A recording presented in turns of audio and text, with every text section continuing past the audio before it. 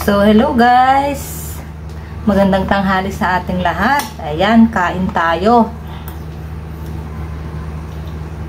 Tanghalian.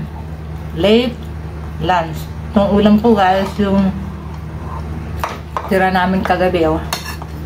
Meatballs, chicken caldereta, saka yung bakote na soup. Ayan. Ito yung pinagkaiba ng Chinese saka Arabic. Hindi ko naman sinasabing lahat-lahat guys, pero some. And ibabase ko lang sa tunay na naranasan ko. Because I worked in Kuwait for almost 2 years. At saka dito naman sa Singapore, kulang-kulang na yata 10 o 11 years. Pero until now, wala pa ng ipon.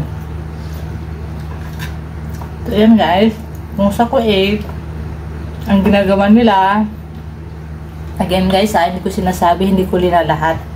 Yung naging amo ko lang doon, nanay ng amo ko. Kasi doon, pag sa Kuwait, sa mga ibang bansa, either yung anak, kahit may asawa na sila, titira pa rin sila sa kanilang family house. Not every weekdays or kung gusto nilang pumunta, bumisita sa bahay ng kunwari, babae yung amo kong babae. Kung gusto nilang bibisita sa kanilang bahay, pupunta sila every weekdays or kapag walang pasok. Ano guys, at kumakain sila doon. Ayan, siyempre magluluto yung nanay niya, magluluto sila doon. Ang ginagawa nila, nagluluto sila good for 3 to 4 days. Yes, tama guys. Minsan pa nga aabot na ng 5 days eh.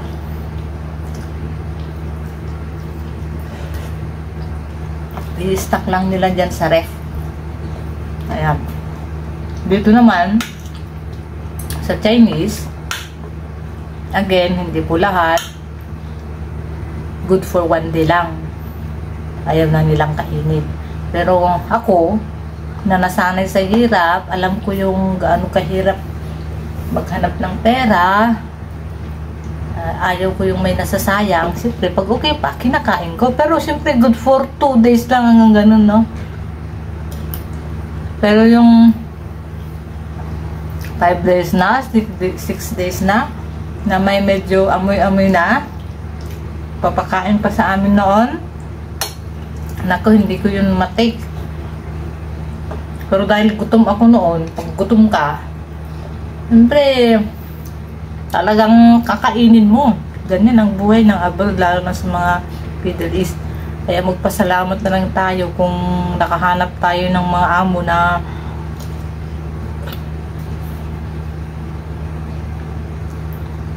ibibilang tayo bilang parte ng kanilang pamilya. Kahit hindi man ibilang, yung nakakakain tayo ng sapat. Nagagaya ko noon, may experience ako na kahit gusto mong kumain, mayroong camera, CCTV na nakatingin sa'yo. Siyempre, bibilangin pa nila yung ilang piraso yung bread. Ayan. Siyempre, ibabudget nila yun eh. Ibabudgetin nila yun. Kailangan sa araw, 2 lang. Ayan. Or kung yun ay para lang sa mga anak nila, nakabilang yun. Alam na alam. Hindi ka naman nakakapagkaila kasi ikaw lang naman yung nandun eh. Ang nawala, siyempre, kanino hanapin? Sa'yo. Huwag yung katulong eh.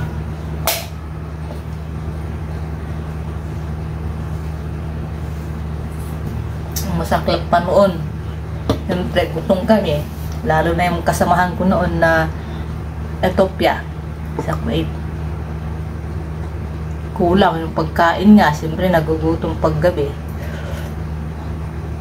Nagtatago siya ng apple or di kaya orange. Ilalagay niya doon sa kwarto. Doon niya kakainin. Ewan ko kung nakikita siguro sa CCTV ng matanda. Or binibilang na siguro yung mga apple, yung mga prutas nila sa ref. Nakabilang siguro lahat yun kasi bago siya natutulog ng gabi, i-check na yung kusina.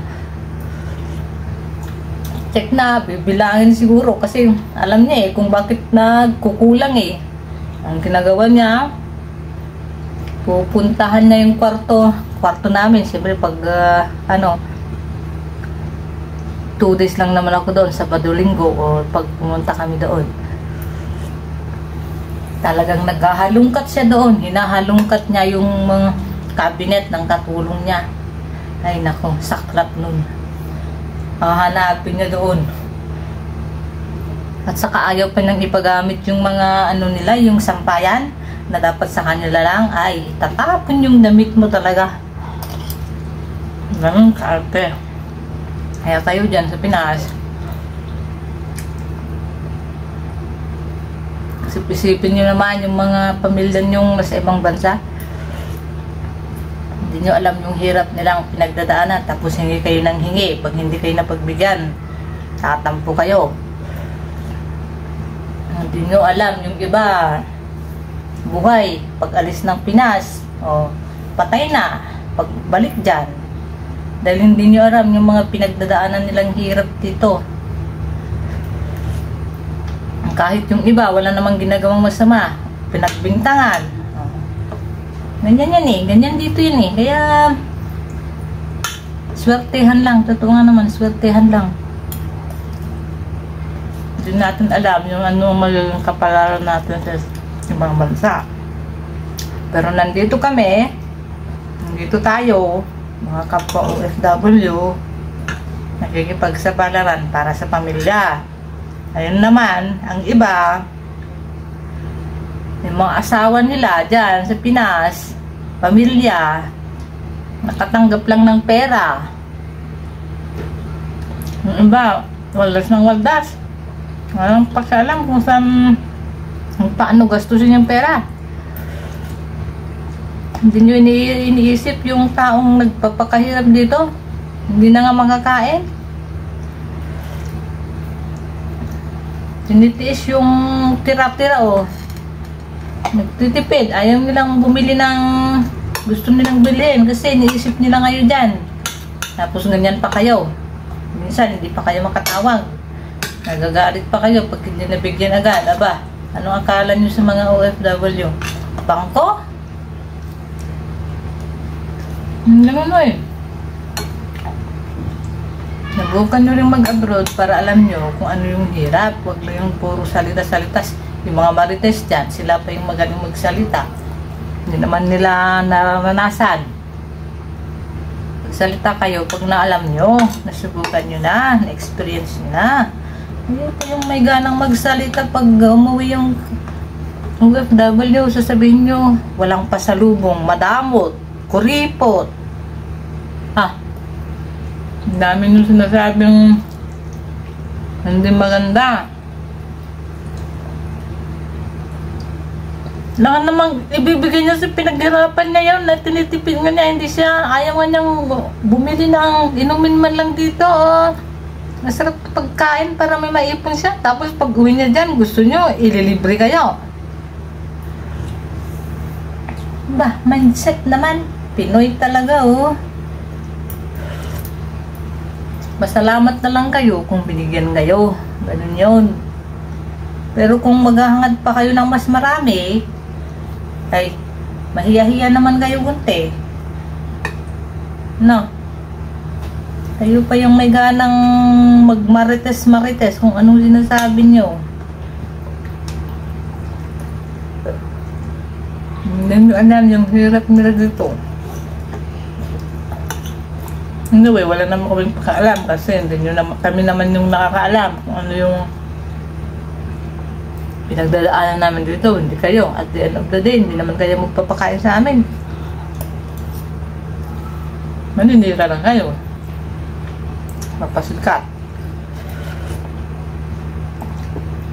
Yan ang hirap Pinapakialaman mo yung buhay ng iba. Hindi nyo maiayos yung buhay nyo. Good. So, ayun guys, nakarami na ako ng pagkain sa kakadada. Siyempre, minsan sabi ng amo ko, pag 2 days na ipapatapon na. Siyempre, pag tinitingnan ko pa naman, kung kaya ko pa naman kainin, kung pwede pa naman, kinakain ko talaga. Pero pag hindi na, siyempre, tatapon ko na. Kasi kung mayroon naman kaysa naman magkasakit, di ba? Yun ang pinagkaiba ng no choice at yung may choice ka. Yan.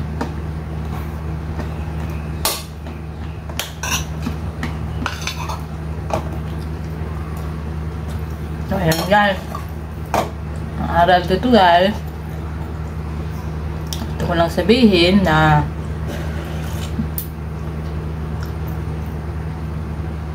pangalagaan nyo, tawagan nyo naman yung mga pamilya nyo nasa ibang bansa, mamustahin, dahil doon man lang masaya na sila. Hindi yung sakal lang kayo tatawag kung may kailangan kayo. Magagalit pa kayo pag tinatawagan kayo. Aba, ganun din sana pag nanghingi kayo, hindi kayo bibigyan, kayo pang magagalit na. So yun lang guys, magandang araw sa ating lahat. Again, huwag niyong isipin na kuripot o madamot yung isang tao, lalo na yung mga katulad kong OFW, kasi hindi nyo alam yung hirap nila. Mahirap talaga mag-ipon kasi pag nanghingi kayo, siyempre hindi rin kayo matitiis. Paano naman sila pag uuwi sila, hindi nyo alam, wala silang pera. Kasi naipadala na sa inyo. So, ang gawin nyo, magtipid-tipid kayo. Kayo na ang mag-save niyan. Kung ano yung binibigay sa inyo, is-save nyo na.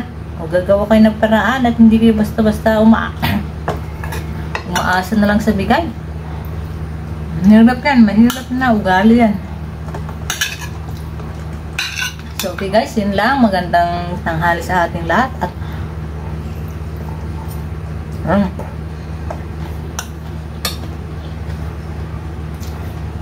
nabuhay ang Pinoy.